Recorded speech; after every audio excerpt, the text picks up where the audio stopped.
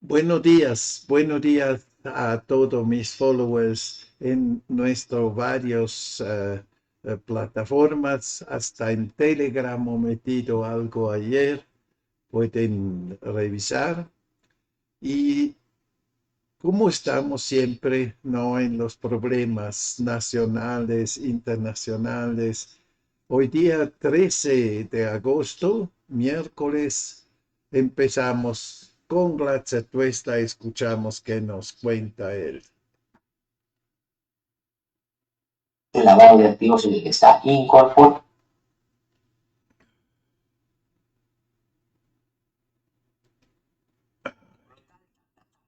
Ah, Néstor, acércate un poco. Ya. Para emparejar. Dispositivo conectado.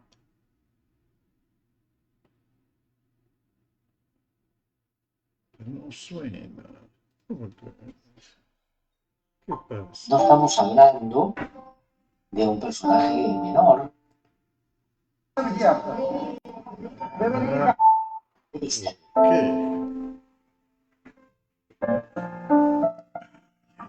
Oye. Mm, Inimputable de una sociedad.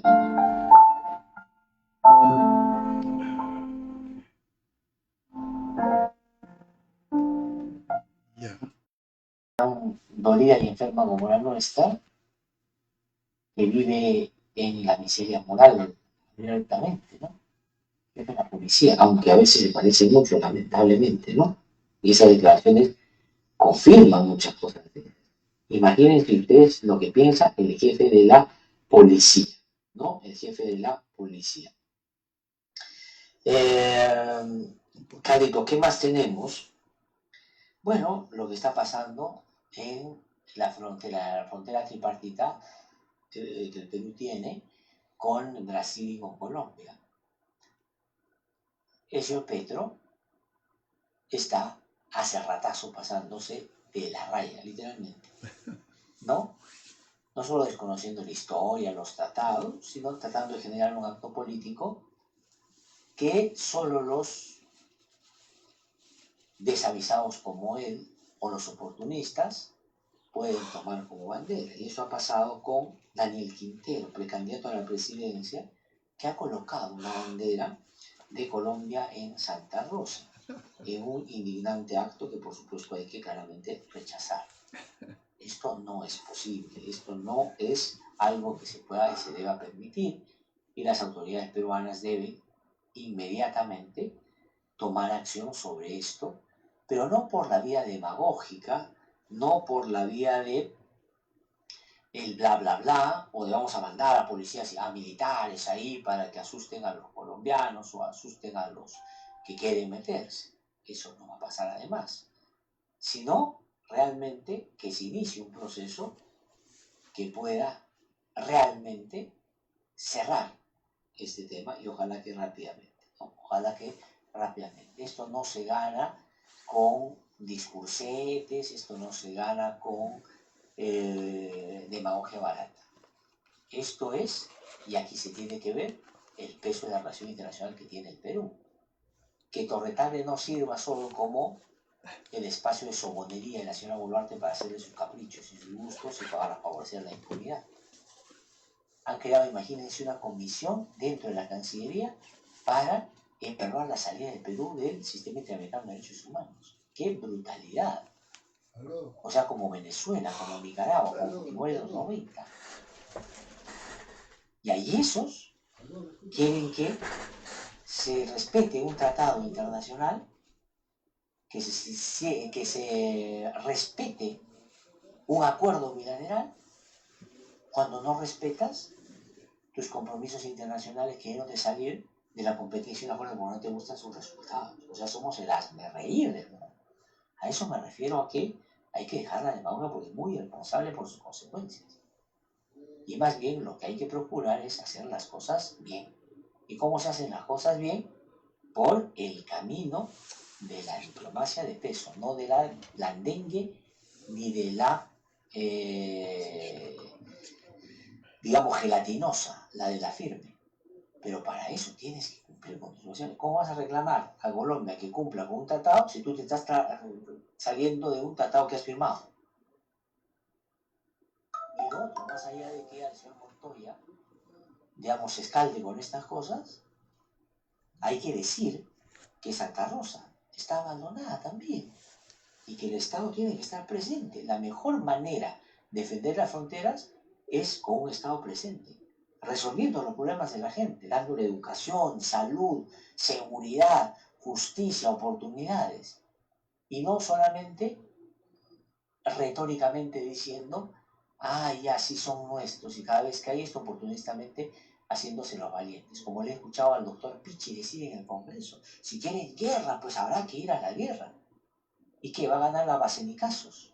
Con Pichi le va a echar para ganar la guerra. Les aseguro que el día que eso pase, ¿ustedes creen que él va a ir? ¿Sus hijos van a ir a pegar? ¿Quién cree que van a mandar?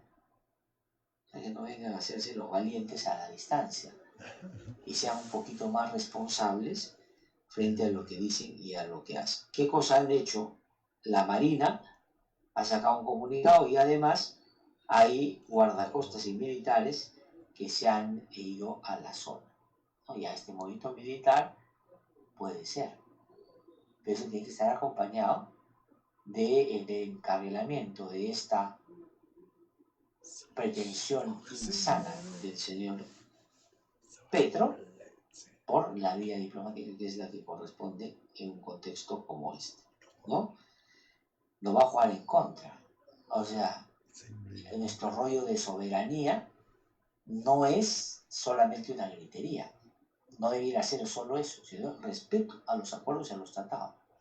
Nosotros tenemos soberanía sobre ese territorio porque hay tratados que hemos firmado, no porque nos dio la gana. Y tratados que fueron inconvenientes para el Perú, porque del Perú era ahí donde el señor Petro se ha ido a gritar que Santa Rosa es suya, eso también era del Perú, también era nuestro. Pero hubo tratados que firmó ya, pese a la traición, como casi de costumbre, de un centralismo en el Perú brutal para la región. Pero se firmó, hay que respetar ese acuerdo, ese tratado. Hay que respetar todos los tratados. De eso es la sensatez de los países, la prudencia y la responsabilidad en materia de relacionamiento internacional, ¿no? Bueno, César Acuña. ¿Qué ha pasado con César Acuña? O sea, a mí, la verdad, porque yo con toda sinceridad me tienen harto los que invocan a Dios como su aliado, sin que Dios siquiera haya sido consultado al respecto. El otro día había una congresista que es lo más antiderecho que usted se puede imaginar, ¿no? Que invoca a Dios y dijo que Dios es su consejero y le dijo, presenta ese proyecto de ley, mujer, y ella presentó el proyecto de ley. O sea, Dios su consejero. Y ahora resulta que el señor Plata como Cancha también dice que Dios le ha hablado. Y escuchen usted qué cosa es lo que le dijo. Dios en palabras le dijo, descuida, te voy a cuidar. Así me dijo. Dios me dijo, descuida, yo estoy a tu lado y haré que hagan justicia. Yo le he tomado el pasar, pero poco es ese sentido. No estoy solo. Estoy con un gran asesor, Dios.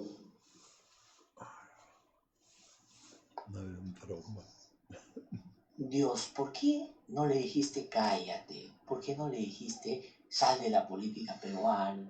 ¿Por qué no le dijiste, oye, ya no tengas un partido, o sea, hazle el bien al Perú? Vamos a tratar nosotros de comunicarnos a ver si es que le mando otro mensaje. Descuida, yo te voy a cuidar, yo te voy a... O sea, ¿se dan cuenta ustedes cómo? Porque además, claro, yo no estoy cuestionando la fe, yo soy muy respetuoso, yo soy creyente también, pero no soy idiota, pues, ¿no? O sea, uno tiene que saber cuáles son los límites de la racionalidad. Entonces, ahí está. Y gracias a Dios ahora resulta que tenemos Alianza por el Progreso. No creo. No creo. Por favor. Por favor. Si Dios nos ha deseado eso, por favor, que repiense su libro con nosotros, que no nos ha hecho bien, lamentablemente. No creo. ¿No es cierto? Y ahora vamos, hablando de Alianza para el Progreso, o sea, del señor Aguña, vamos a presentar la exclusiva del día. Exclusivo en No Hay Derecho. Bueno, Carlos Viuria, como de costumbre, haciendo un excelente trabajo, ha indagado un poquito más sobre qué pasos se vienen dando en la Alianza para el Progreso y qué nuevas incorporaciones en sus filas se abren como camino. Y miren ustedes lo que ha encontrado. Los detalles en el informe de Carlos Viuria. Hola, soy Edgar León Ordóñez, especialista en tecnología médica. De Edgar León Ordóñez se dice más que eso, que es cercano a Ciro Castillo, el gobernador regional del Callao. Lo han señalado de ser parte de una presunta mafia vinculada a la familia de Pedro Castillo. ¿Cuántas veces le dio a León? Como 3 veces le daba a él, ¿no? Y otra par de veces a Jaime. Que ha cambiado de camiseta política varias veces. Lo más concreto es que ha tenido suerte con varios contratos con el Estado por miles de soles y se ha hallado que para ganar 2 órdenes de servicio habría presentado información falsa. Un nuevo informe de Contraloría ha dado cuenta que León Ordóñez habría presentado un documento presuntamente falso para conseguir 2 órdenes de servicio en la Superintendencia Nacional de Bienes Estatales, por el que se le pagó en total 70.000 soles en febrero y julio de 2022. En la investigación se halló que como requisito para ser proveedor, la SBN solicitó una especialización en Administración y Gestión Pública, para lo cual León presentó este diploma supuestamente emitido por la Universidad Nacional Mayor de San Marcos y el CEIDEP, Centro de Estudios, Investigación y Desarrollo Perú. Cuando se realiza la consulta a San Marcos, respondieron por oficio que la diploma no fue emitida por la unidad de posgrado y subrayan que dicha unidad no ha tenido ninguna relación con el mencionado CEIDEP. Además precisan que el documento contiene información tan errónea que fue emitido por la escuela de posgrado, cuando en realidad se trata de la unidad de posgrado. Y un detalle clave es que el documento no fue firmado por el director de posgrado. Con un documento así de trucho, le sirvió para llevarse al bolsillo 70.000 soles. El informe de Contraloría concluye que las órdenes de servicio fueron realizadas con indicios de irregularidad por el documento presuntamente falso y fue comunicado a Wilder Cifuentes, el Superintendente Nacional de Bienes Estatales, para que adopte las acciones pertinentes. No más pobres en un país rico.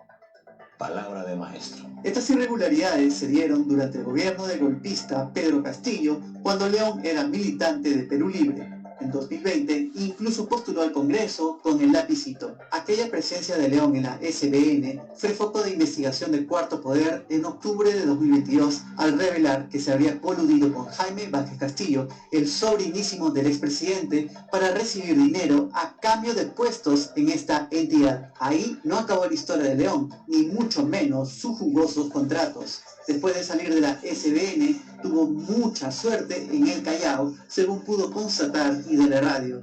Desde marzo de 2024, León se hizo cercano con otro Castillo, Ciro Castillo, el gobernador regional del Callao. Medios characos señalan que ambos son muy cercanos. Y hay varias razones, 6 en especial, pues desde marzo a diciembre de 2024, León Ordóñez obtuvo 6 órdenes de servicio en el gobierno regional de Callao, por montos que van por los 3.000 soles, 5.000, 10.000 y hasta 12.000 soles. En total, se llevó 45.000 soles. Pero tanto contrato y plata no se puede explicar solamente por la cercanía a Ciro Castillo. Y de la radio pudo hallar, además, que en 2018 Edgar León aportó 5.500 soles en efectivo a favor de Ciro Castillo para su campaña. Favor con favor se paga. Y así como Ciro Castillo, León es hoy actual militante de APP y, como no, también egresado de una maestría en la Universidad de César Acuña. En la actualidad, León está como enjaulado, pues ya no podrá contratar con el Estado. Debido a que presentó documentos falsos, el Tribunal de Contrataciones Públicas lo sancionó, inhabilitándolo desde el 5 de diciembre de 2024 hasta el 5 de diciembre de 2027, lo que nos muestra que a todo León le llega su hora. Bueno, solamente un botón de muestra de la manera como Alianza para el Progreso se relaciona con personajes, digamos, con estas características, ¿no? No creo que Dios le haya recomendado eso al señor Acuña. O si voy a ir a una pausa, estamos aquí en Derecho, y cuando vuelva voy a conversar con el doctor Avelino Guillén, que ya está en comunicación con nosotros. Hemos presentado el... Han escuchado a...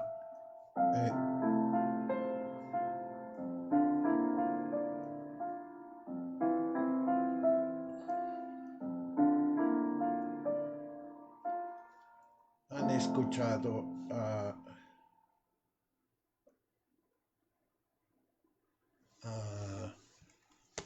obviamente a Glatza Tuesta con su programa en vivo.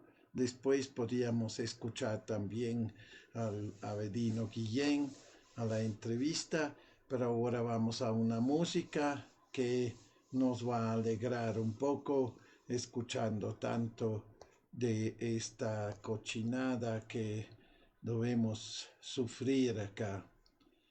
Ya, vamos con una música, ¿ya? Bird Songs de Trabant 33.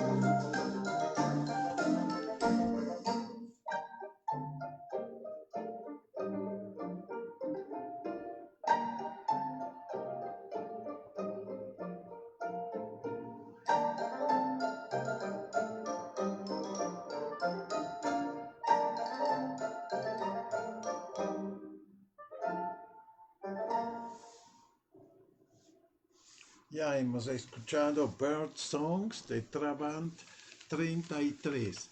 Ahora escuchamos las matices de César Hildebrand en sus 13. Futuro perfecto. No le deseo ningún infortunio a la señora que va a Palacio, pero me temo que apenas deje el cargo que no cesa de manchar. Van a llover papeles, audios comprometedores, mensajería de nuevos cuellos blancos, óvulos de Baikis, porcentajes y la traición hará, como siempre sucede, el viaje de vuelta. Bajo presión, los Quero y los Antibáñez colaborarán eficazmente entre personajes de menor rango que ahora ni imaginamos saldrán a contar lo suyo.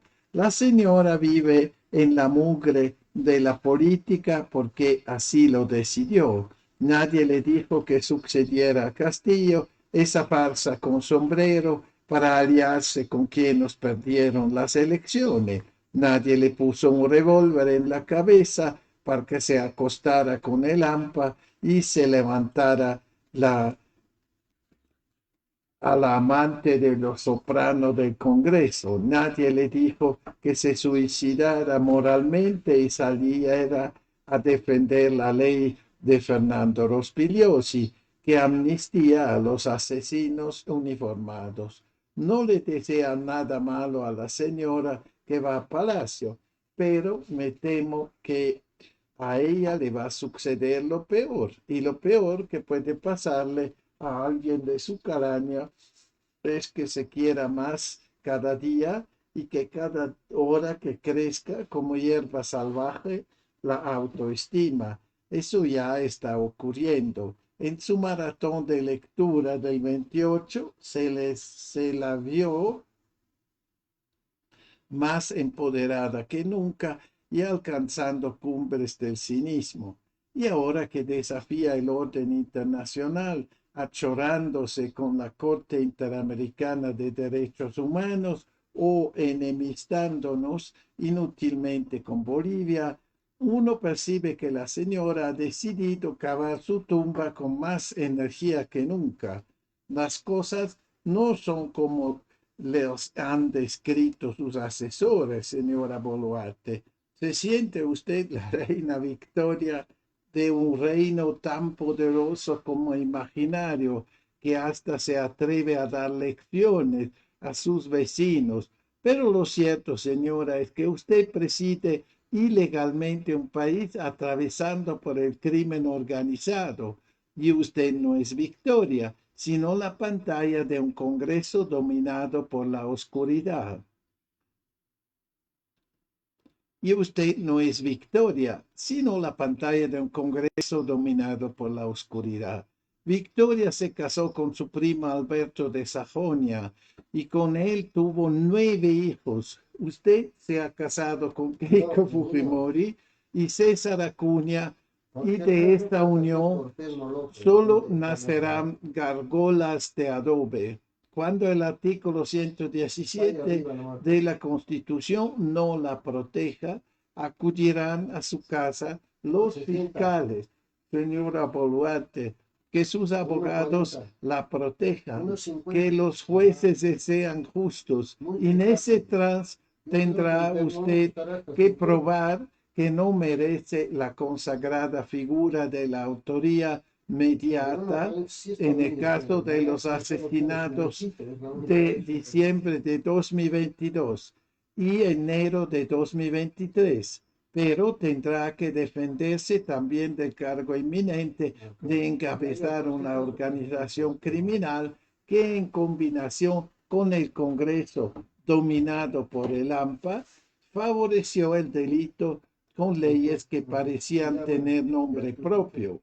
Usted es de las peores cosas que le podían pasar al país y la gente la desprecia, no porque usted sea una mujer andina, ya quisiera tener usted la modesta sabiduría de muchísimas mujeres andinas, sino porque usted ha demostrado que la única que le importa es el cargo, los ritos, un éxito, el oropel, los usares, el dinero, la apariencia insolente de un éxito que necesita de policías y soplones.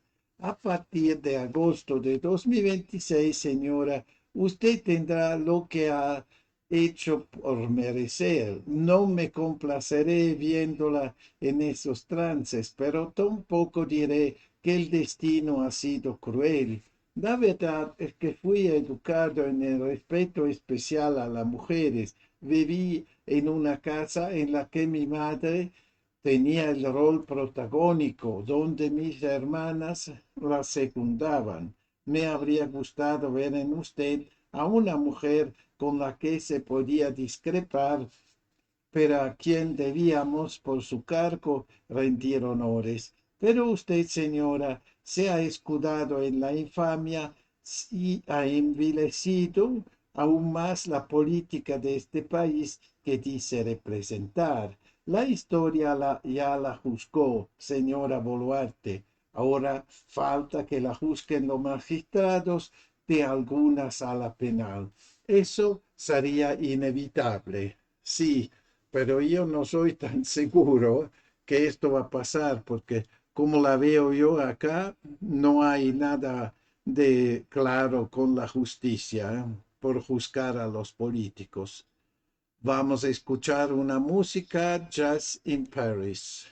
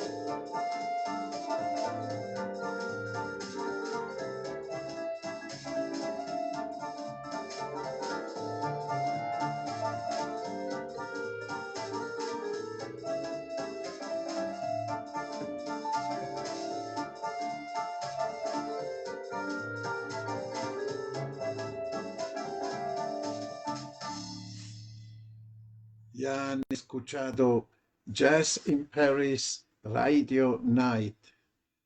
Acá continuamos con la tragedia peruana, plata como chancha.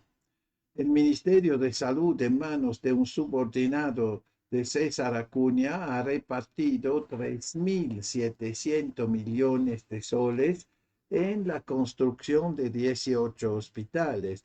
Todas las adjudicaciones son dudosas y la mayor parte de las empresas parecen meras pantallas. Es por eso que hablan de la isla en la selva, que no se habla de esto. Un verdadero festín en adjudicaciones de obras. Más de 3.700 millones de soles son casi 1.000 millones de dólares. De soles en la construcción de 18 hospitales del Ministerio de Salud. La cartera está en manos de un subordinado de César Acuña.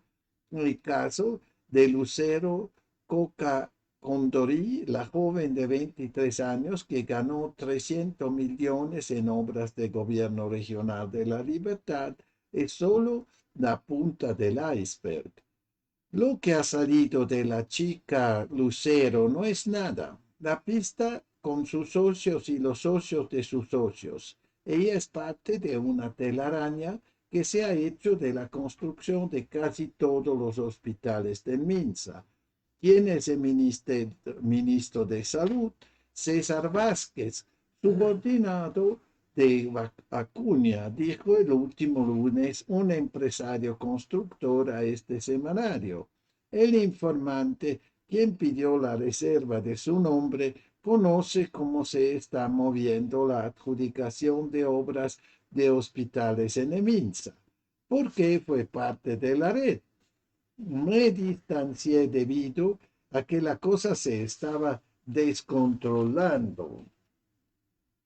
De obras de 20 millones de soles, la red ha pasado a quedarse con contratos de casi 500 millones de soles, cuenta el empresario. El informante entregó a esta publicación una lista de personas, empresas y contratos públicos. La punta de la madeja de toda la red es el consorcio Hospital Virú, compuesto en un 50% por LC, IEC, constructora, consultora y servicio SAZ. La empresa del Lucero Coca, 49%, por JM Constructores Peruanos SAC, y 1% por Riva Inmobiliaria Industrial Comercial Financiera Agropecuaria Sucursal Perú. El consorcio se armó en mayo último y al mes siguiente obtuvo el contrato de la construcción del Hospital de Virú. Se trata de una obra valorizada 194 millones. La licitación la hizo el gobierno regional de La Libertad, pero el dinero salió directamente del Ministerio de Salud. La empresa de Lucero Coca también obtuvo la adjudicación del Hospital Felipe Amola Loreto, valorizada en 22 millones. Hubo otros empresarios a los que en el festín de contratos hospitalarios les fue bastante mejor. Un ejemplo es Joel Yangarí Cartolín, un ingeniero de 34 años nacido en Ayacucho, que como reveló Cuarto Poder, antes de integrar el consorcio Hospital Virú, solo había ganado 33,000 soles en contratos públicos. Yangarí y su hermano Saúl, de 42 años, son también los dueños de la constructora Grupo Jogesa. Los hermanos Yangarí son los personajes detrás de dos empresas que han ganado varios millones en la construcción de hospitales. Estas empresas son Constructora e Inmobiliaria Sagitario y Asociados, y Consultoría y Construcción Grupo Pérgola.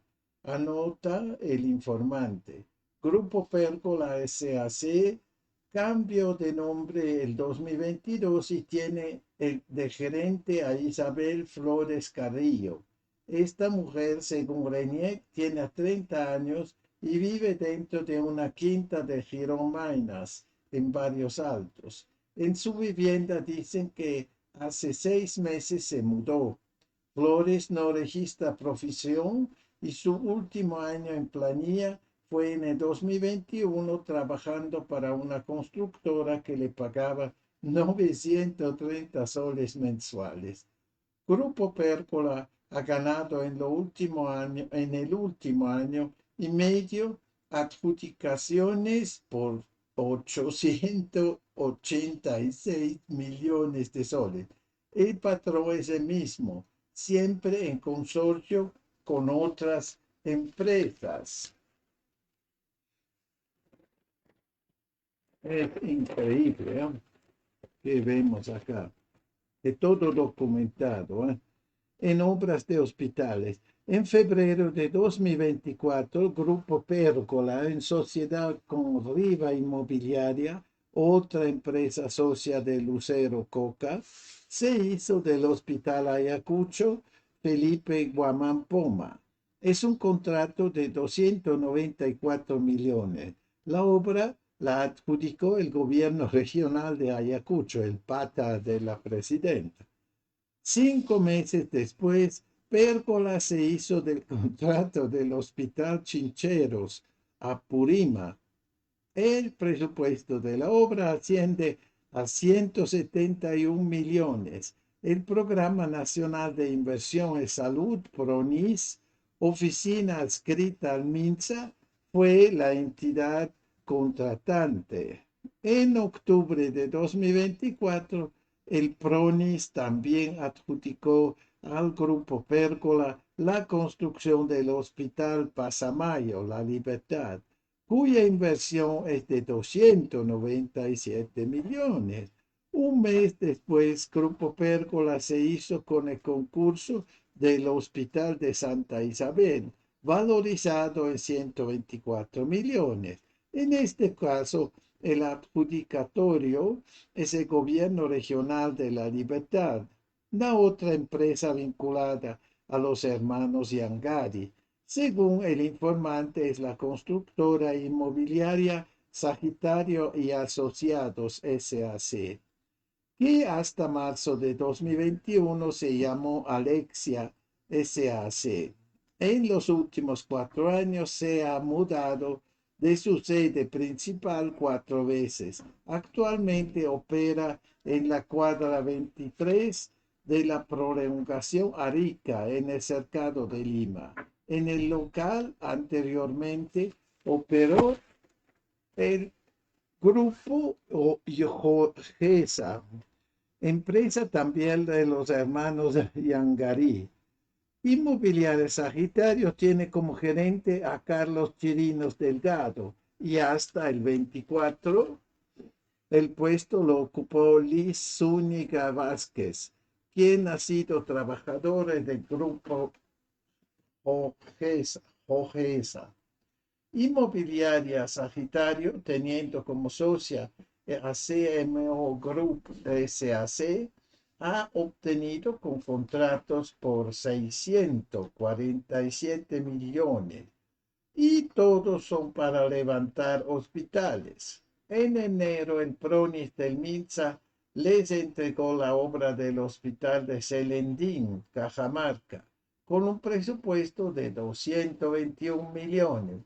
En marzo, ganaron la adjudicación del Hospital Simón Bolívar, Cajamarca, obra valorizada en 252 millones. Y en abril último obtuvieron el contrato del Hospital de Fernafé, Lambayeque, otros 174 millones. En la lista que el informante entregó a este semanario, además de Inmobiliaria Sagitario y Grupo Pérgola, aparecen otras empresas. La particularidad es que la mayoría ha estado consorciada con Sagitario y Pérgola y luego cambiaron de socios. Uno de las que aparece mantenimiento es Mantenimiento, Construcción y Proyectos Generales SAC, firma que en marzo de 2024 se hizo de la construcción del Hospital Tayacaja, Huancavelica, obra valorizada en 267 millones. La empresa además tiene otros 202 millones en contrato para la construcción de postamédicas en distritos de Puno, Ancash y Ayacucho. Mantenimiento, Construcción y Proyectos Generales SAC también obtuvo el contrato por la construcción de la nueva sede institucional de la región que gobierna César Acuña.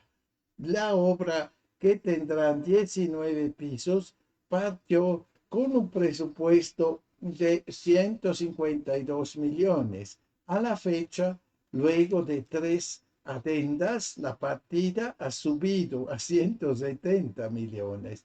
Mantenimiento, Construcción y Proyectos Generales SAC tiene como sede principal un corralón en Manchay, Pachacama, donde solo trabaja un guardián. En comunicación con esta publicación, su representante, Guillermo de la Vega, dijo que cualquier comentario sobre los contratos que han ganado es responsabilidad del líder del consorcio, entre comillas, y que ellos no lo son. La empresa consorciada es Mesco Ingenieros SAC.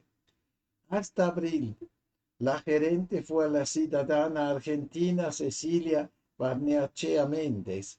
Las oficinas de Mesco funcionaban en un departamento en la cuadra 13 de la avenida Grau en Barranco.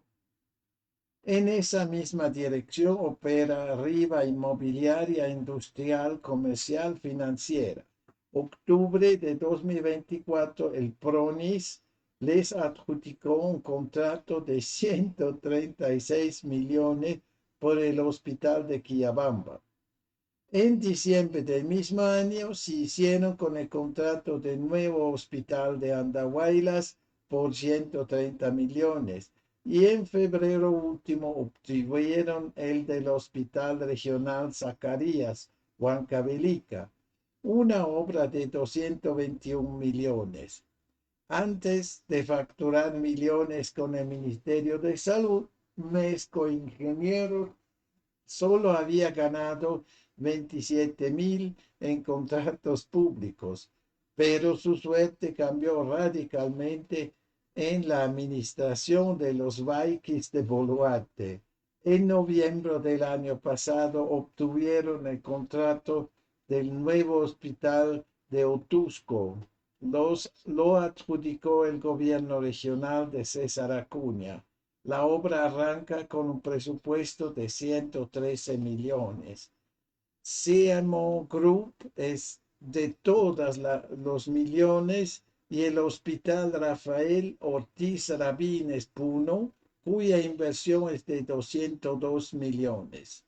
Y acaba de meterle el bocado más grande a la torta de los hospitales. El 9 de julio último, hace un mes, consorciada con China Road y Bridge Corporation, ganó el contrato de la construcción del Hospital Manchay.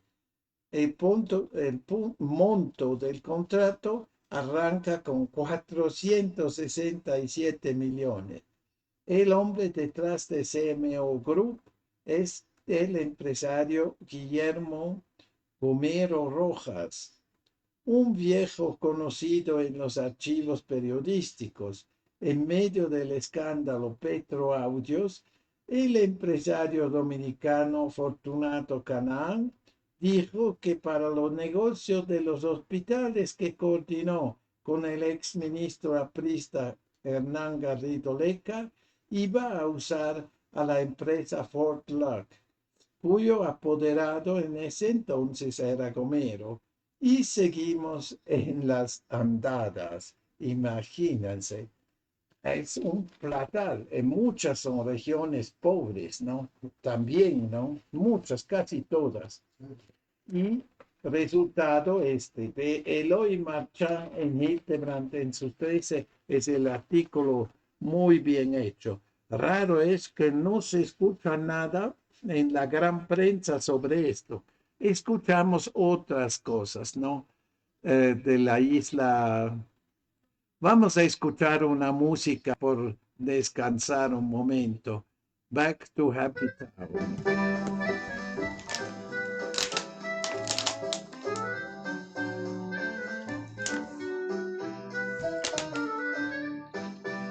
Qué horror.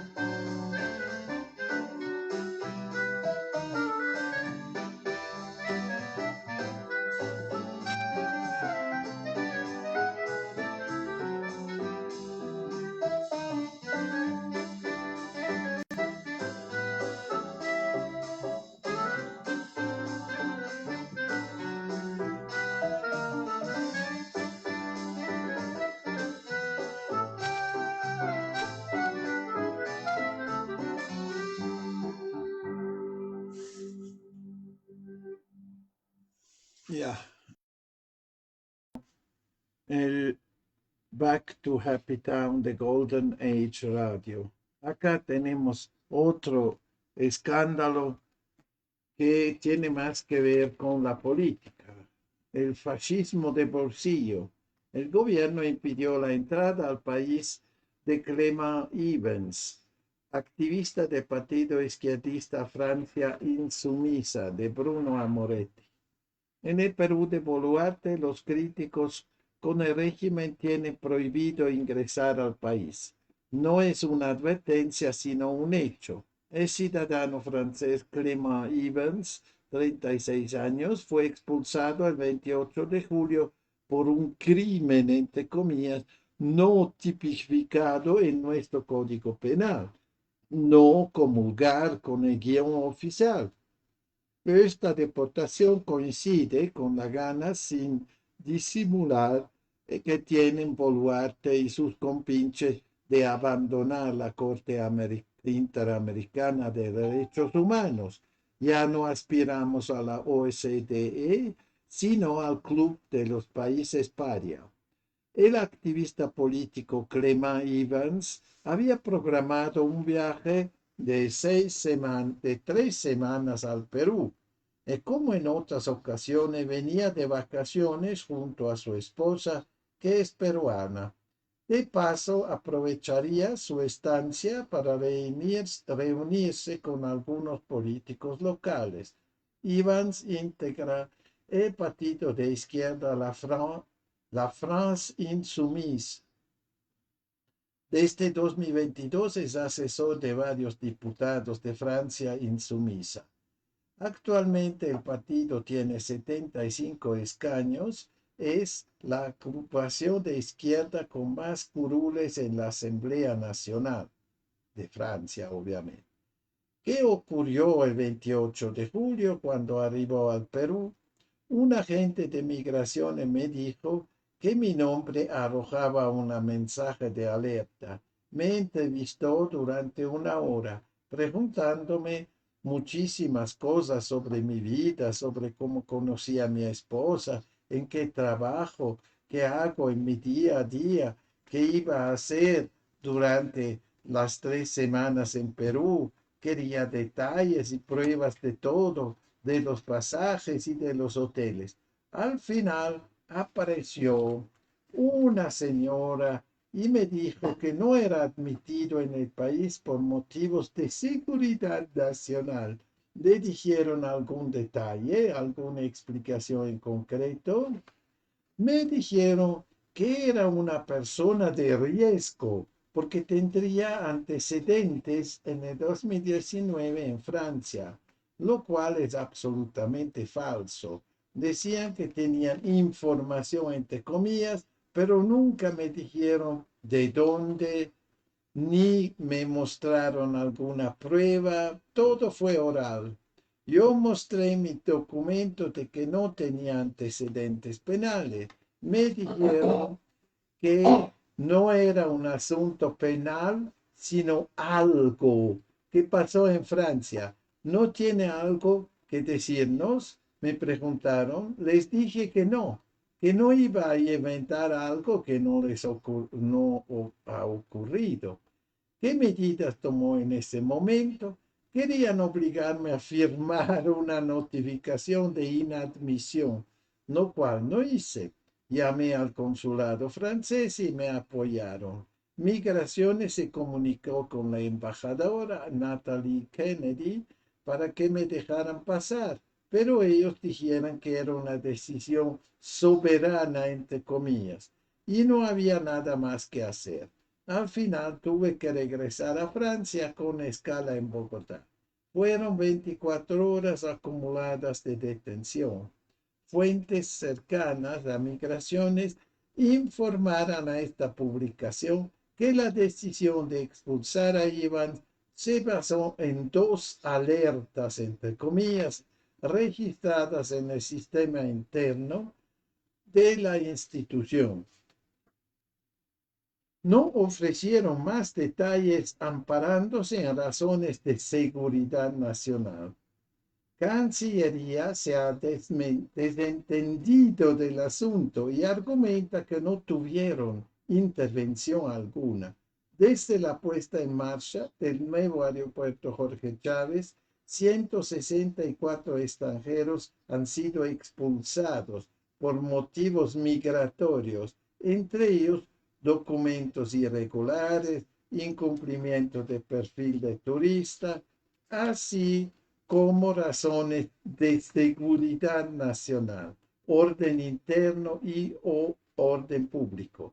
El caso de Clement Evans, sin pruebas ni explicaciones claras, deja en entredicho la legitimidad de estos filtros.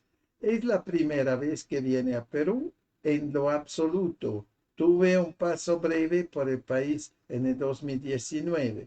Luego volví en 2020 y me quedé un año acá. Vine a trabajar en el Cusco y en Lima, en la Alianza Francesa, y también me involucré en la política. Postulé en el 2021 como candidato de los franceses del extranjero, en Perú con Francia insumisa. Esto era el problema. Si usted tuviera una alerta internacional, no podía ingresar a ningún país del mundo, por supuesto. Ahora me encuentro en España. Antes de llegar a Perú, pasé por Toronto y por Bogotá. Podía entrar y salir sin ningún problema.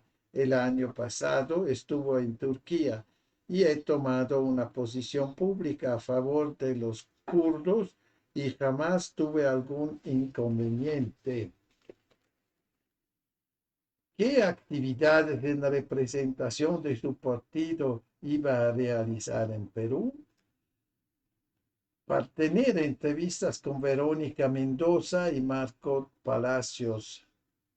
Tentamos una propuesta para visitar a Pedro Castilla y Betsy Chávez y la aceptamos. No era un apoyo político, obviamente, solo era para ver cómo están detenidos, sus condiciones de vida y respeto a la ley y los derechos humanos. Es bravo, ¿no? Así, porque se ha solidarizado con la izquierda ya, entre comillas, ¿no? Peruana, ya lo sanciona. Es bien claro, ¿no? ¿Qué ha pasado? Mala suerte, ¿no? Que el señor Evans era amigo, digamos, de la izquierda peruana. No le gustó a cierta gente. Row number 42, Martin Clem.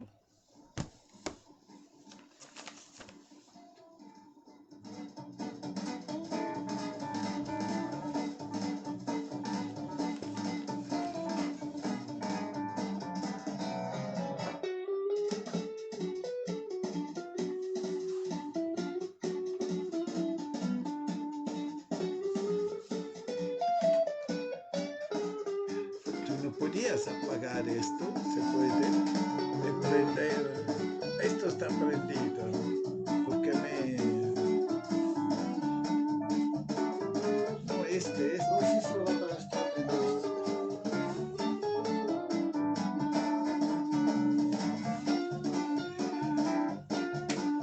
Gracias.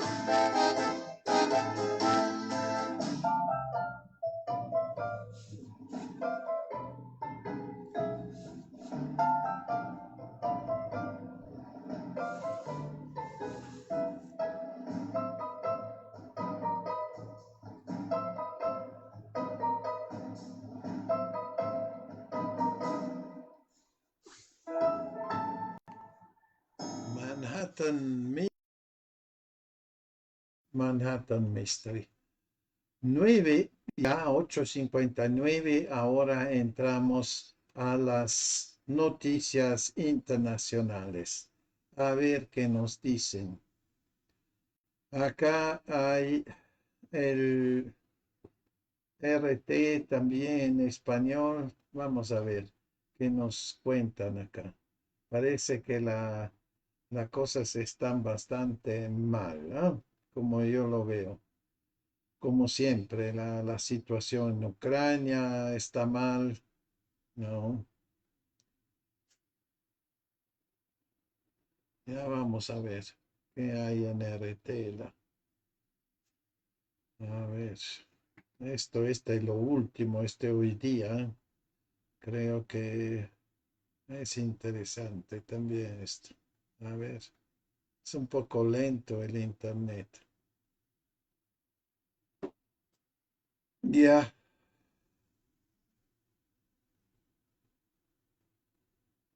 Mira qué hay acá. Uy, uy, uy, uy, uy.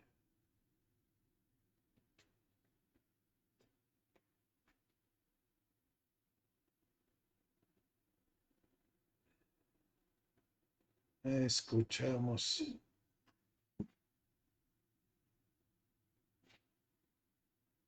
Escuchen esto. Esto es bien interesante. Sobre la situación de los lobbies israelíes. ¿Ya?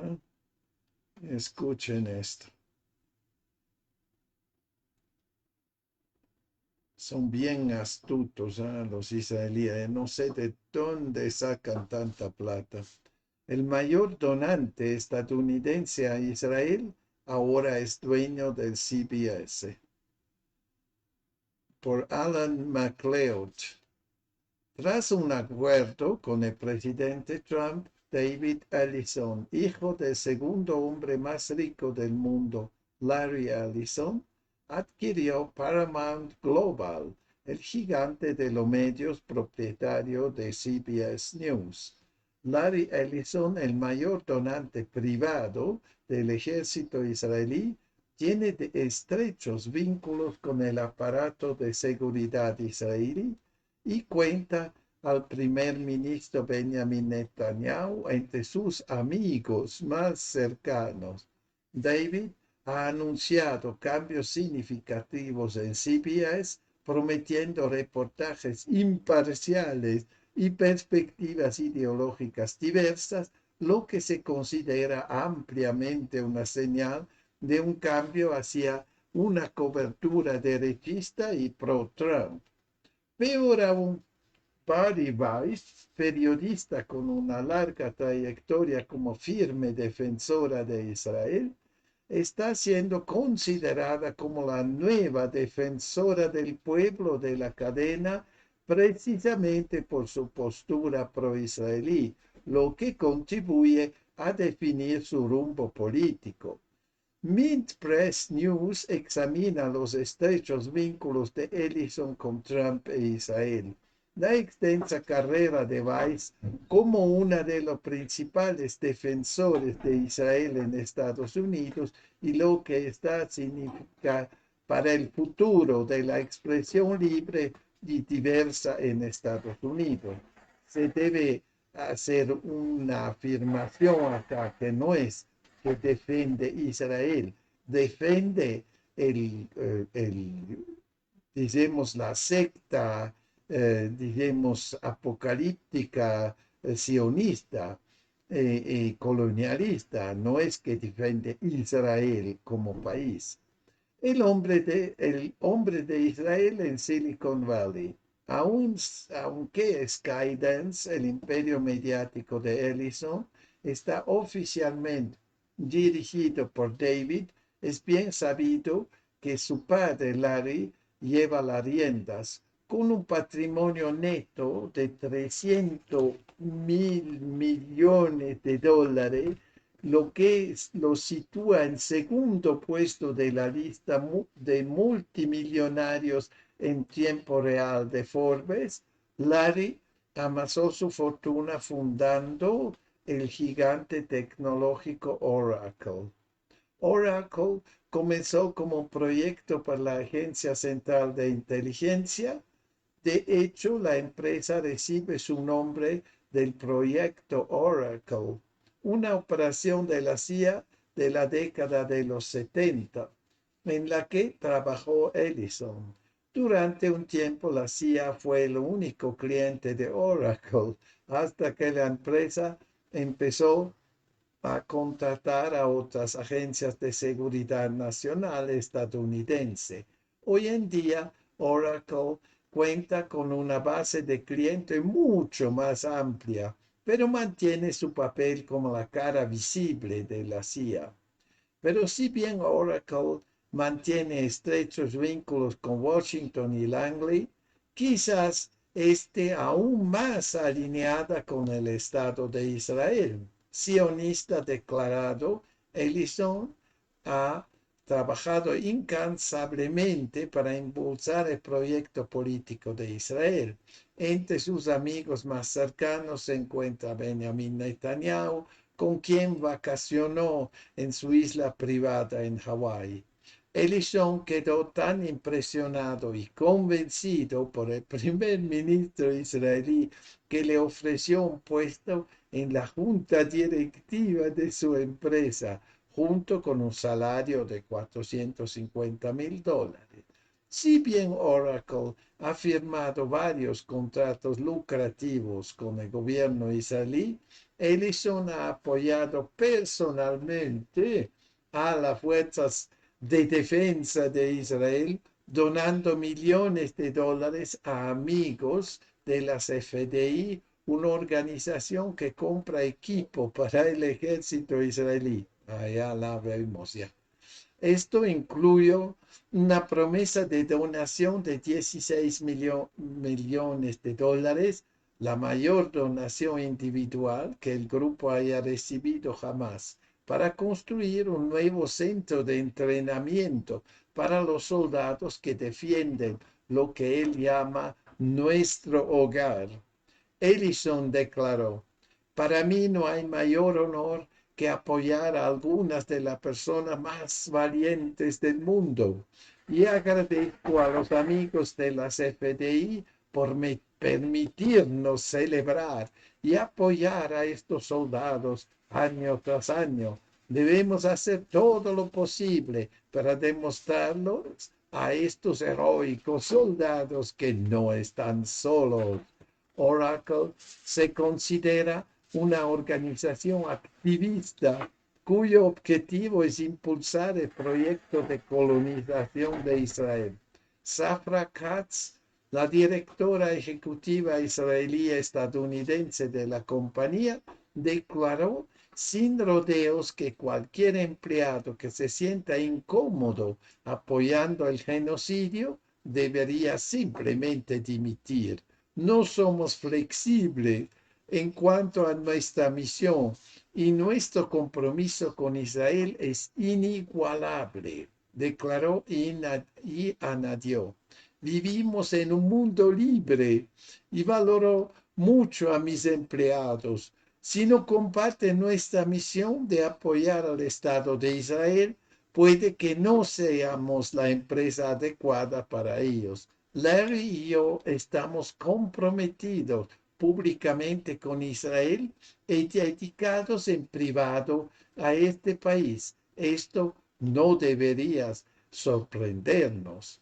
Para una mirada más profunda a Oracle y a sus vínculos con el poder en Estados Unidos e Israel, lea la investigación de Mint Press News. Un grupo tecnológico abiertamente pro-Israel ahora tiene el control de los datos de seguridad nacional más sensibles de Gran Bretaña. La nueva junta de censura de la CBS. La noticia de que el hijo del segundo hombre más rico, que tiene estrechos vínculos con los gobiernos de Estados Unidos e Israel, esté comprando uno de los medios de comunicación más influyentes de Estados Unidos, debería preocupar a cualquiera que apoye una prensa libre e independiente. Aún más alarmante, sin embargo, es la noticia de que los Ellison planean adquirir la publicación de Barry Weiss de Free Press y cederle el control de la redacción de CBS. Como parte del acuerdo, Skydance prometió contratar a Weiss como defensora del pueblo para combatir el sesgo político y prevenir prácticas de diversidad, equidad e inclusión.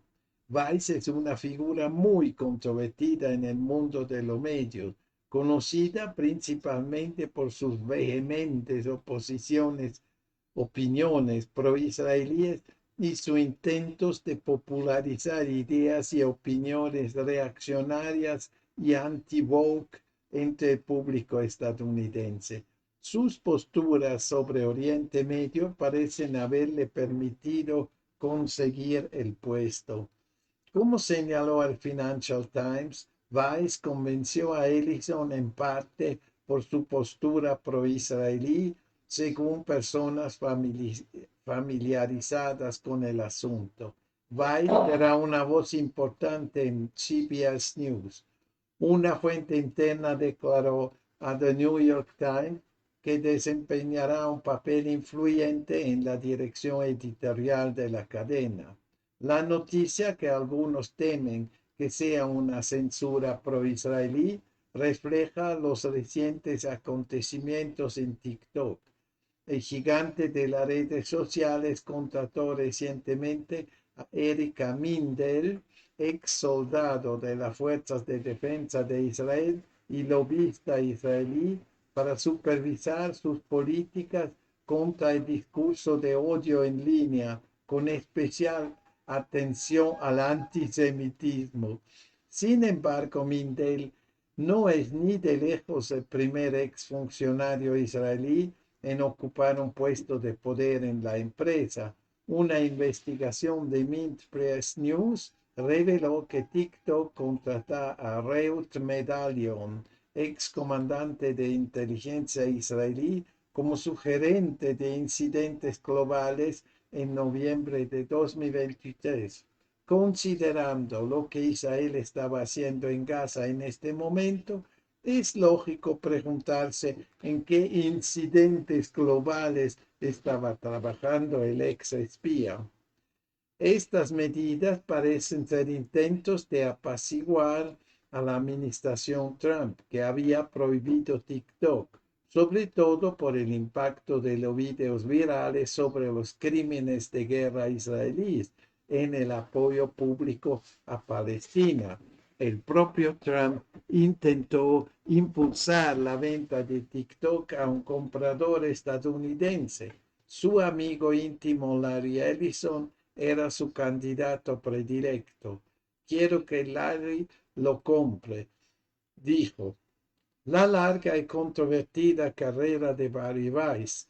Weiss saltó a la fama durante sus estudios a fundar una organización que acusaba a profesores musulmanes y árabes de racismo antisemita e intentaba despedirlos. El líder del grupo era el reconocido académico jordano Yosef Massad, a quien Weiss acusó de intimidarla a ella y a otros estudiantes pro-israelíes durante las clases. El intento fracasó, pero lo hizo famosa. Tras graduarse de la universidad, consiguió prestigiosos empleos en medios israelíes, convirtiéndolos en columnista de Wall Street Journal y posteriormente de New York Times. En el Times, Weiss atrajo la atención de un público más amplio. y liberal hacia los académicos reaccionarios. En un influyente artículo titulado Conozca a los renegados de la red oscura intelectual, perfiló a varias personas, entre ellos Jordan Peterson, Sam Harris, Dave Rubin, Douglas Murray y Brett Weinstein, quienes defienden ideas conservadoras e incluso de extrema derechas y son en su mayoría fervientes defensores de las acciones israelíes en Gaza y otros lugares. Sin embargo, en 2020 dejó de forma espectacular su bien remunerado trabajo en The New York Times, alegando que la organización era una cámara de resonancia para las opiniones de izquierda. El año siguiente creó un blog en Substack, posteriormente rebautizado como The Free Press. Desde su creación, según el periodista Branko Marcetic, The Free Press ha sido uno de los principales defensores de las acciones de Israel, difundiendo lo que él llama propaganda insidiosa y desinformación absoluta. En 2021, Weiss defendió el asesinato de más de 50 civiles palestinos, incluidos niños, como la materialización del sueño sionista de autodeterminación, entre comillas, por parte de un Estado rodeado de enemigos y obligado a tomar decisiones difíciles para proteger a sus ciudadanos. Anteriormente había atribuido el creciente antisemitismo en Europa a la inmigración musulmana. En mayo de 2024, The Free Press informó falsamente que las Naciones Unidas habían admitido que el número de muertes de civiles era mucho menor de lo que se había afirmado anteriormente. El periódico escribió que las hambrunas masivas eran propaganda a favor de Hamas, entre comillas, a pesar de que el presidente Trump había reconocido la realidad y afirmó que no se había producido ninguna masacre israelí de solicitantes de ayuda humanitaria palestinos.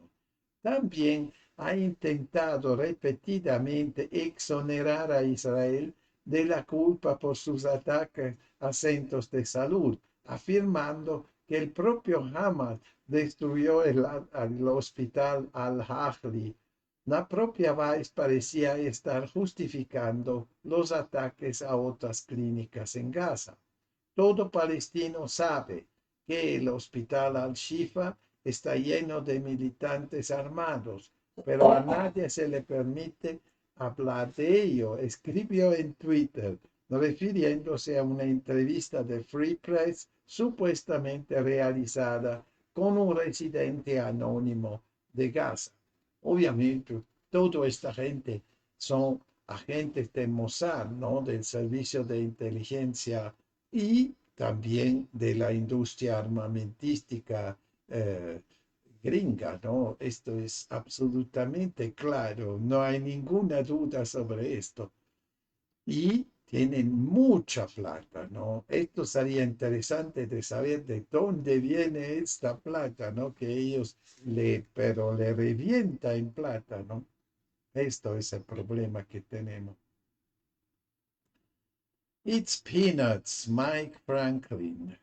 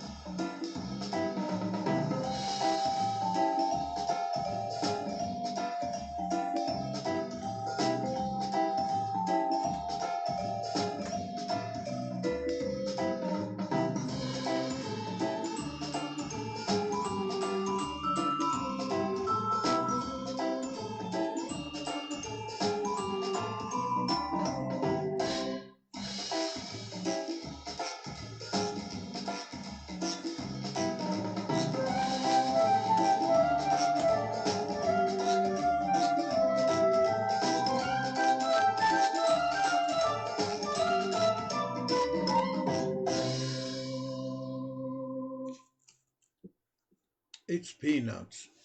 Ahora continuamos con los peanuts. Escuchen, esto es de última, ¿no? Rusia. Kiev intensifica la actividad terrorista antes la cumbre Putin-Trump. Solo anoche, del 12 al 13 de agosto, Rusia interceptó y destruyó 46 vehículos aéreos ucranianos no tripulados. Kiev intensifica la actividad terrorista antes de la cumbre entre los presidentes de Rusia y Estados Unidos, Vladimir Putin y Donald Trump, que tendrá lugar el viernes en Alaska, declaró este miércoles el subdirector del Departamento de Información y Prensa del Ministerio de Asuntos Exteriores de Rusia, Alexei Fadiev. A medida que se acerca la cumbre ruso-estadounidense en Alaska, el régimen de Kiev intensifica la actividad terrorista contra nuestra provincia. Solo anoche, del 12 al 13 de agosto, nuestras Fuerzas Armadas interceptaron y destruyeron 46 vehículos aéreos ucranianos no tripulados de tipo avión, dijo durante una rueda de prensa. 15 fueron destruidos sobre la provincia de Briansk, 11 en territorio de la provincia de Volgogrado.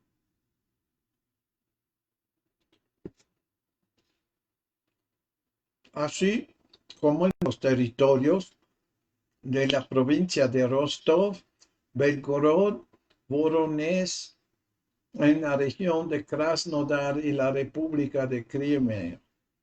En este sentido, Fadiev recordó el informe del embajador especial de la Cancillería rusa para los crímenes del régimen de Kiev, Rodion Miroshnik, quien el martes comunicó que Ucrania respondió a la noticia sobre los preparativos de la reunión con un fuerte aumento en el número de bombardeos contra zonas y objetivos civiles.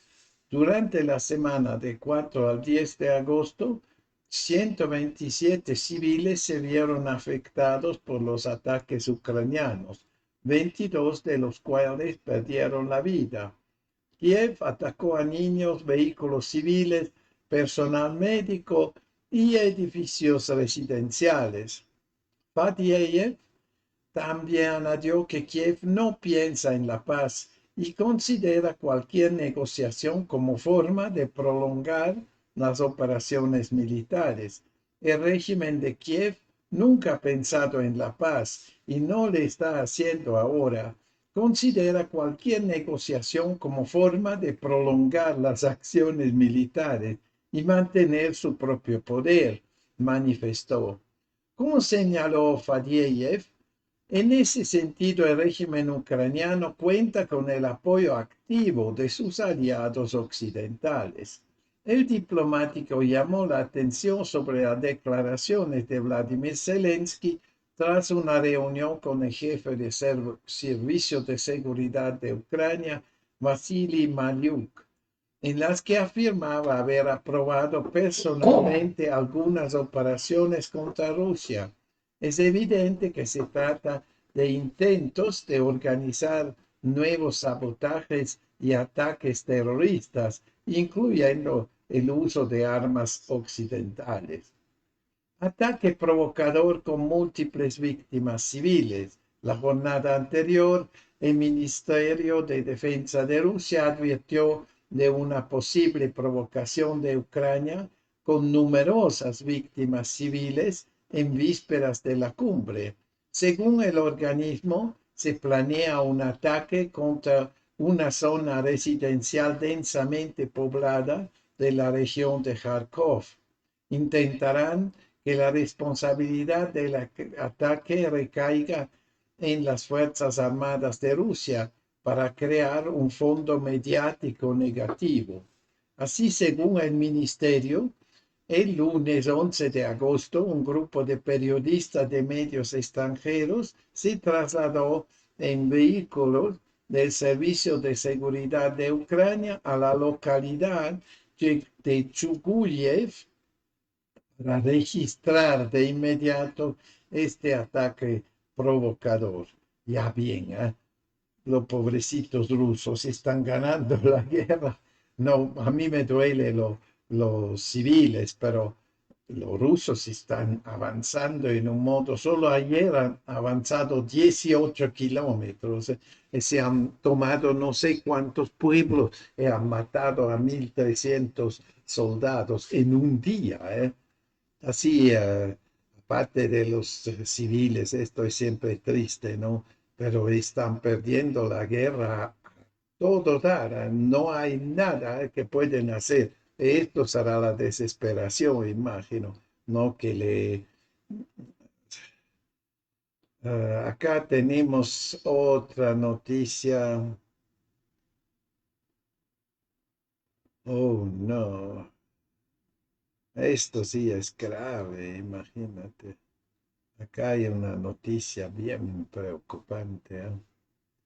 9:26. Vamos a una música antes de escuchar eh, esto de verdad muy fuerte. I Could Stay Forever. Ay, ay, ay, ay, ay.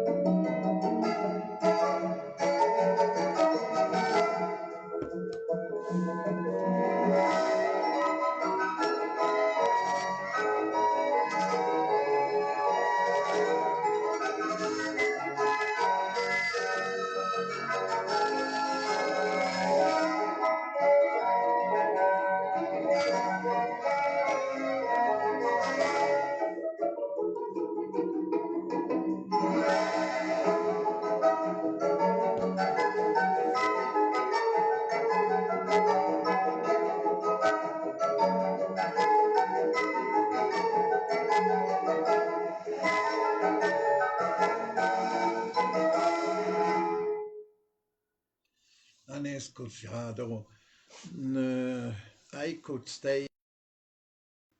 Acá una noticia bien preocupante, ¿no? Rusia y Bielorrusia practicarán el uso de armas nucleares y del misil Oreshnik. El ministro de Defensa bielorruso Víktor Irenin aseguró que su país no puede contemplar con calma la militarización y la actividad militar cerca de su frontera. Los ejercicios conjuntos de Rusia y Bielorrusia, Zapad 2025, incluirán la planificación del uso de armas nucleares y del misil Oreshnik, informa Belta citando el Ministerio de Defensa Bielorrusia. Este es un elemento importante de disuasión estratégica para nosotros. Como exige el jefe de Estado, Alexander Lukashenko, debemos estar preparados para cualquier cosa. Vemos la situación en nuestras fronteras occidental y septentrional y no podemos contemplar con calma la militarización y la actividad militar, dijo el jefe del organismo, Víktor Irenin. Según él, Bielorrusia demuestra su apertura y espíritu de paz, pero siempre debe guardar pólvora seca. Las maniobras Sabad 2025 se celebrarán en Bielorrusia entre 12 y 16 de septiembre. Según las tareas del simulacro anunciadas por Minsk, el objetivo común es poner a prueba la capacidad de ambos países para garantizar la seguridad militar y la preparación para repeler una posible agresión. ¿Qué es Oreshnik? Oreshnik es un novedoso misil balístico ruso de alcance intermedio capaz de impactar contra sus objetivos a una velocidad hipersónica de Mach 10, lo que equivale a casi 3 kilómetros por segundo. La potencia de un ataque masivo con Oreshnik puede ser equivalente a la de un ataque nuclear. Todo lo que se encuentra en el epicentro de la explosión se divide en fracciones y se convierte en polvo. Según el presidente ruso Vladimir Putin, no hay ninguna posibilidad de derribar estos misiles, cuyo alcance llega hasta 5.500 kilómetros, toda Europa. El primer uso en condiciones de combate de esta novedosa arma tuvo lugar el 21 de noviembre de 2024, cuando una bola de fuego cruzó el cielo y destruyó con una explosión precisa, profunda y aparentemente silenciosa la planta ucraniana de Yuzhmash, uno de los mayores complejos industriales conocidos desde la época de la Unión Soviética, que ahora producía tecnología de misiles y otras armas para el régimen de Kiev en la ciudad de Dnepropetrovsk. Según lo acordado el año pasado entre Moscú y Minsk, los complejos rusos de misiles balísticos llegarán a Bielorrusia para finales de 2025 y se han determinado los lugares de su despliegue. La semana pasada, el presidente ruso Vladimir Putin anunció que Rusia lanzó la producción en serie de Oreshnik. Ya, una cosa pero espantosa, ¿no? Esto, claro, lo debe hacer esto ahora por asegurarse que tiene el sartén por el mango, ¿no? Ding Dilly Dong Alexandra Woodward. Un horror. Encendido.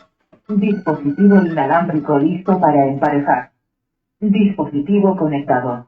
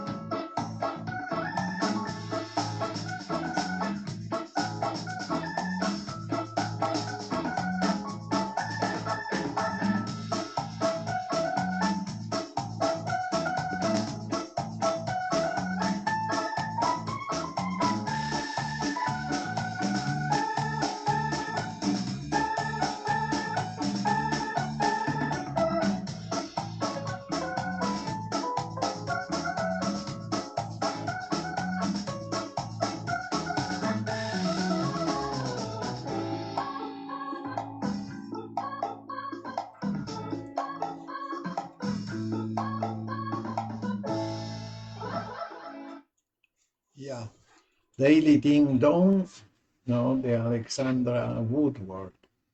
Ya bien, acá tenemos algo un poco menos macabro, pero también horrible, ¿no? El dinero del coronavirus fluyó a yates, solariums y un club de sexo en Polonia, uno de los mayores escándalos desde 1989. Fondos de COVID de la UE en Polonia, yates, bares y un club de intercambio de parejas provocan revuelo político. Un intento de transparencia se está convirtiendo en una carga política para el primer ministro Donald Tusk, ex primer ministro, porque ya lo han sacado. Los datos revelados sobre el uso de los fondos de recuperación de COVID de la UE revelaron destinatarios extraños y proporcionaron munición a la oposición conservadora. El gobierno había publicado mapas interactivos para demostrar claramente cómo el programa ORECA de 1.200 millones de zlotys, aproximadamente 282 millones de euros, apoyó a los negocios que se vieron especialmente afectados durante o después de la pandemia.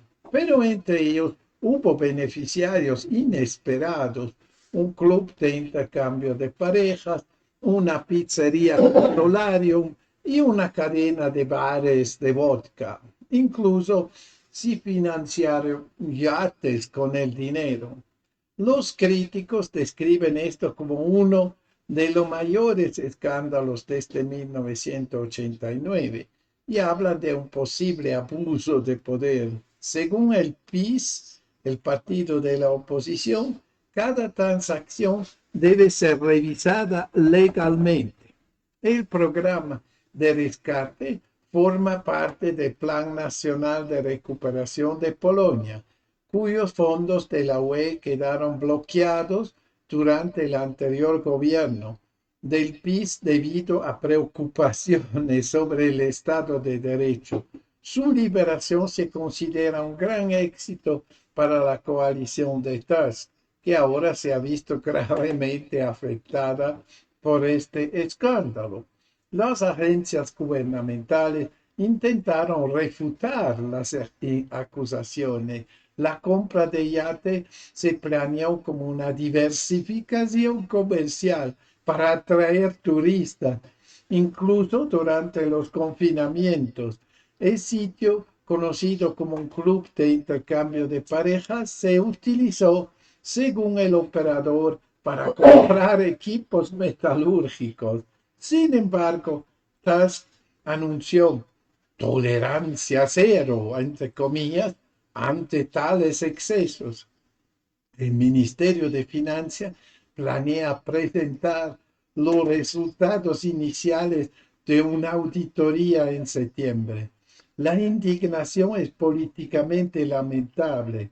Polka 2050, un socio clave de la coalición de Tusk, ya se encuentra bajo presión debido a sus propios escándalos, como sus vínculos desagradables con el PiS. La disputa con la oposición se está intensificando. Así pueden consolarse, no es solo en Perú la corrupción, es también en Europa y bien metida, ¿no? La corrupción. No pasa nada. Off My Feet, Moins Le Quartet.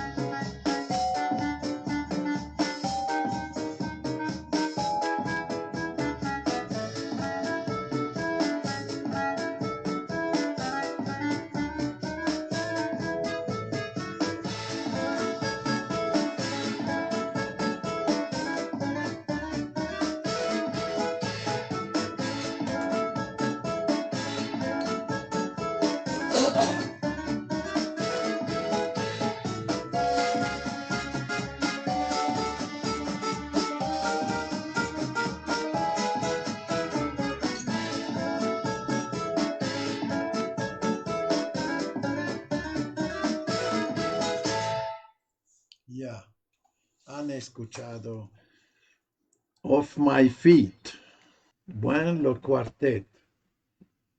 Se puede decir así, Off My Feet, saca de mis pies. Los arrebatos y el acoso de la política comercial de Trump se topan con un muro de sólidos estados BRICS. El poder estadounidense se ha vuelto cada vez más superfluo y de hecho algo que debe rechazarse. La evaluación del presidente Donald Trump sobre el poder estadounidense, así como sus propias capacidades, se considera cada vez más exagerada. Esta semana amenazó a unos 90 países con severas sanciones comerciales en forma de aranceles de 2 dígitos sobre sus exportaciones a Estados Unidos. Queda por ver si realmente cumplirá estas amenazas. En abril, el día de la liberación, Trump ya había abandonado un plan para imponer aranceles globales, después de que él o sus asesores mejor informados aparentemente se dieron cuenta de que Estados Unidos no podía ganar una guerra comercial global. Si hay algo que distingue a Trump, es de que se retracta de sus amenazas con la misma rapidez con la que las lanza. Este comportamiento errático refleja su pensamiento confuso y la falta de un análisis coherente de sus supuestas políticas. Los repentinos cambios de postura de Trump también son una clara indicación de los límites del poder estadounidense en un mundo que ha cambiado radicalmente geopolítica y geoeconómicamente. El poder que Trump cree que aún existe desapareció hace tiempo. Esta discrepancia se hizo especialmente evidente esta semana cuando amenazó con imponer aranceles a Brasil, Rusia, India y China. Los llamados aranceles secundarios se vincularían a la fecha límite de Trump para que Rusia firmara un acuerdo de paz con Ucrania. Los países que compran petróleo ruso están alimentando la maquinaria bélica, afirmó. India respondió con prontitud, calificando esto de ridícula hipocresía. Después de todo, la UE compró más petróleo ruso que India en el año pasado. Estados Unidos también continúa comprando, escuchen bien, miles de millones de dólares en fertilizantes agrícolas, uranio y otros minerales rusos. Los 4 países a los que Trump amenazó con aranceles secundarios rechazaron firmemente sus intentos de intimidarlos y enfatizaron que continuarán ejerciendo su derecho soberano de actuar de una manera que sirva a sus intereses nacionales. No está claro qué hará la Casa Blanca a continuación. La costumbre de Trump de extender repetidamente los plazos arancelarios podría retrasar la acción.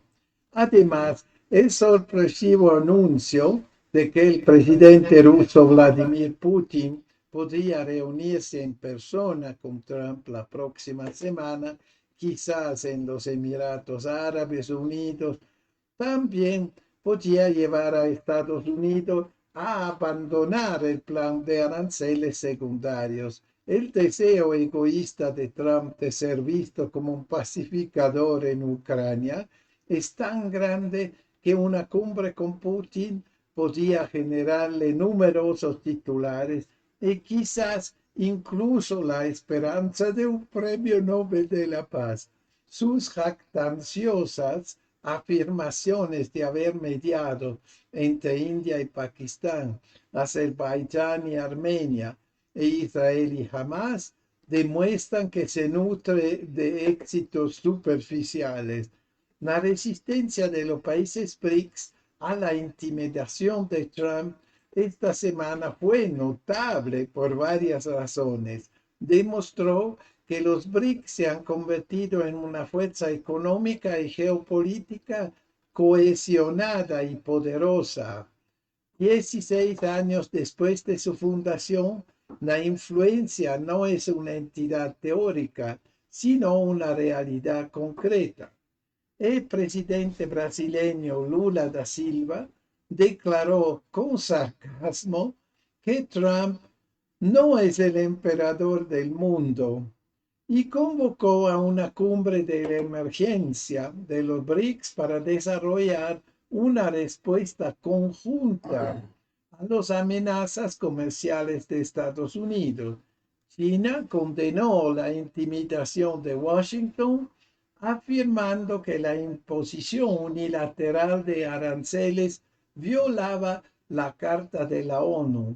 El primer ministro indio Narendra Modi envió a su principal asesor de seguridad nacional a reunirse con Putin en el Kremlin. También se anunció que Modi viajará a China a finales de mes para asistir a la cumbre de la Organización de Cooperación de Shanghái. Todo esto indica que los BRICS están reforzando su compromiso con un orden mundial multilateral en respuesta a la agresividad de Trump.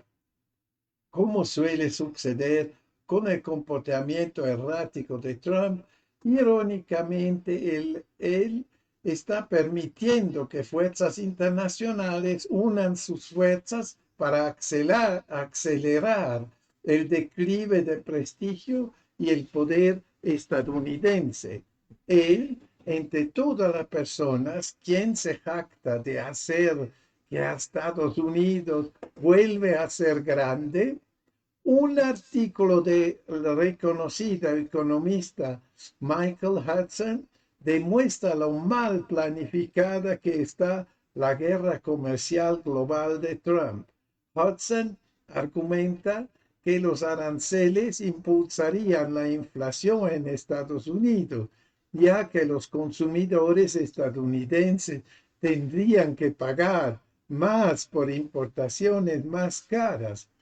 El senador republicano Rand Paul también advierte: los aranceles impondrían $2 billones en impuestos adicionales a los consumidores estadounidenses. Otro efecto que el equipo de Trump aparentemente subestima. La economía global está ahora tan diversificada que muchos países pueden encontrar fácilmente mercados alternativos. Esto debilitará aún más el dólar en los acuerdos comerciales internacionales y socavará la capacidad de Estados Unidos para seguir acumulando su astronómica deuda nacional. Cuanto más sanciones comerciales imponga Trump a otros países, mayor será el riesgo de que este sistema se derrumbe. Cada vez es más evidente, los BRICS se han convertido en un desafío histórico para el orden occidental liderado por Estados Unidos. Se debería decir el desorden. Cuanto más intenta Trump debilitar el emergente orden mundial multipolar, más prominente se vuelve. A principios de este año declaró a los BRICS muertos tras amenazar con imponer aranceles de 100% al bloque, al que calificó de antiamericano. Sin embargo, sus rumores sobre su desaparición fueron muy exagerados. El foro continúa creciendo y recientemente, con la incorporación de Indonesia, el cuarto país más poblado del mundo, como nuevo miembro, los BRICS representan ahora más del 50% del PIB mundial. y aproximadamente 40% de la población mundial, y han superado al G7 en la influencia económica. El frenesí arancelario de Trump tiene poco que ver con la paz en Ucrania, sino mucho más con un intento de debilitar a los BRICS, que se están volviendo cada vez más peligrosos por la hegemonía de Washington. Esta semana ha demostrado que, con renovada confianza y una visión clara, los BRICS están construyendo una alternativa al sistema dominado por Estados Unidos.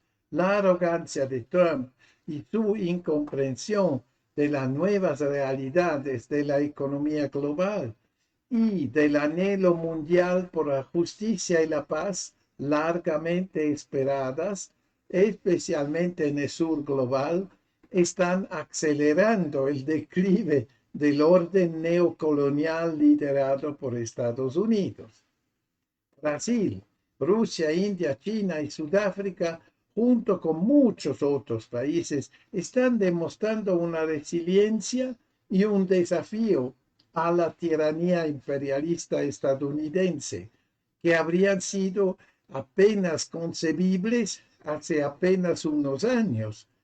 Su compromiso con el desarrollo compartido y un orden mundial más justo está llevando al creciente declive del sistema de la élite capitalista occidental, dominado por Estados Unidos. Los enormes déficits comerciales de Estados Unidos y su monstruosa deuda nacional de 37 trillones de dólares lo hacen dependiente del resto del mundo para asegurar su posición esencialmente parasitaria. La creciente integración de la economía global multipolar bajo el liderazgo de los BRICS demuestra que el poder estadounidense no solo se ha vuelto superfluo, sino que debe ser rechazado. Pero lo peligroso de esto es que precisamente por eso los gobernantes estadounidenses se están volviendo cada vez más beligerantes. Intentarán romper este estancamiento por la fuerza. Esto es absolutamente lo cierto. Hay poco que comentar sobre esto, porque de la desesperación sale todo esto, ¿no? De los balbuceos de Trump, ¿no? Vamos a una musiquita. Nothing to see here.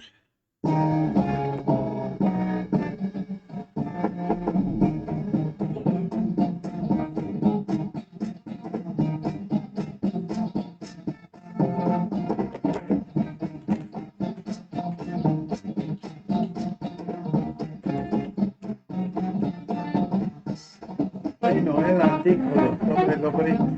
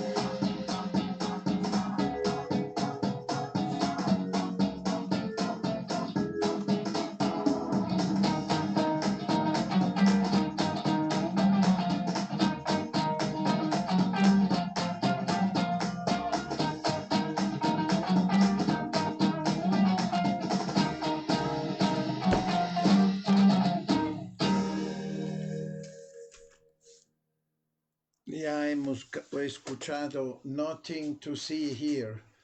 Ya bien, ¿eh? Hemos terminado por hoy día también. Yo me despido con otra musiquita. Espero que no se deprimen tanto, ¿no? Por todo que se escucha.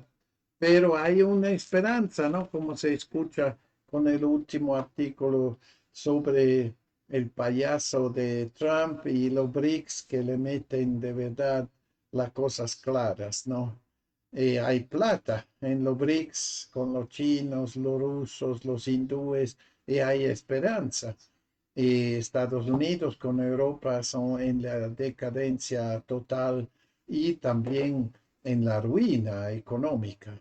Por eso que hacen tantas pataletas, porque ya no hay esperanza que se pueden... acá otra música, Humor Us, por despedirme hasta mañana, Paul Brunner con Hablemos por Ustedes.